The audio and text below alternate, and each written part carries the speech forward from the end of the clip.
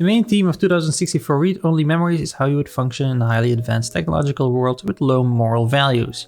In what way would your choices impact the story? So I really suggest that you would complete the game on your own without any help the first time.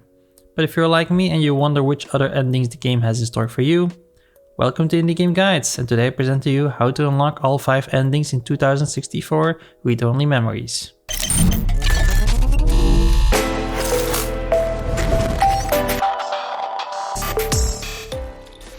As I see it, you need to complete the game twice to see all 5 possible endings.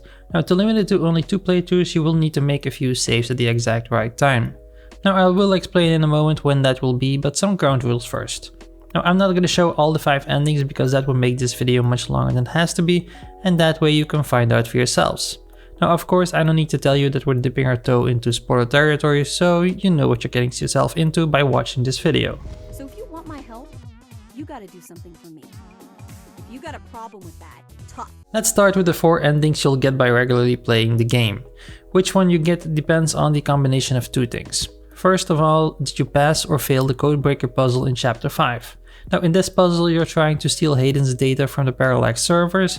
Now first you need to find the password to the computer in the top left corner, and afterwards you can just enter it at the monitor. You need to make 5 combinations of 4 patterns that will form together the pattern on the right side of the screen. You need to make these combinations in 120 seconds, or basically 2 minutes. The second thing that decides which ending you get is your relationship with Turing, your partner in crime. Now each time the game prompts you to choose between answers in the conversation, you can choose the kindest answer, which is most often the top response, or a less kind answer that will most often be the bottom one.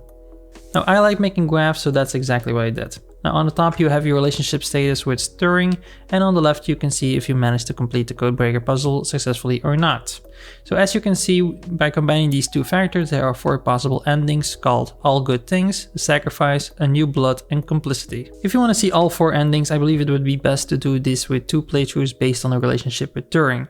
So do 1 playthrough where you choose only for the bottom answer when you get prompted with 3 possible answers, and after do another playthrough where you only go for the answers on top to get the best kind of relationship you can get with Turing. Now in each playthrough I would save right before you start the codebreaker puzzle in chapter 5, right before you start using the monitor with the password in hand. That way, once you've gotten your ending, you can reload to the save and succeed or fail the puzzle. Now personally, I didn't find it a hard puzzle to beat, but if you fail, you can always reload your save. Now if you want to fail on purpose, just let the 120 seconds time run out. Before we move on to our 5th ending, I want to quickly mention that you can always hit me up on Twitter or join our Discord. Now you can chat over there with me and other indie game enthusiasts on our Discord. Now if you want to have a vote on which indie game gets featured next, be sure to subscribe because we often organize open questions and do polls to decide which game gets a series of guides next. With that out of the way, let's get started on our 5th ending and even a bonus ending. Spoiler alert. Now for the last possible ending, it's a little bit different. Now for the flatline ending, it doesn't matter if you have failed the codebreaker puzzle or not, or if your relationship with Turing is bad or good. Though I do think a worse relationship is probably best for this. Now when Turing is attached to Big Blue at the end of the game, you need to keep his head straight. Now for the flatline, we need to fail at that. So by the way, before we use the control panel in the final room, be sure to save.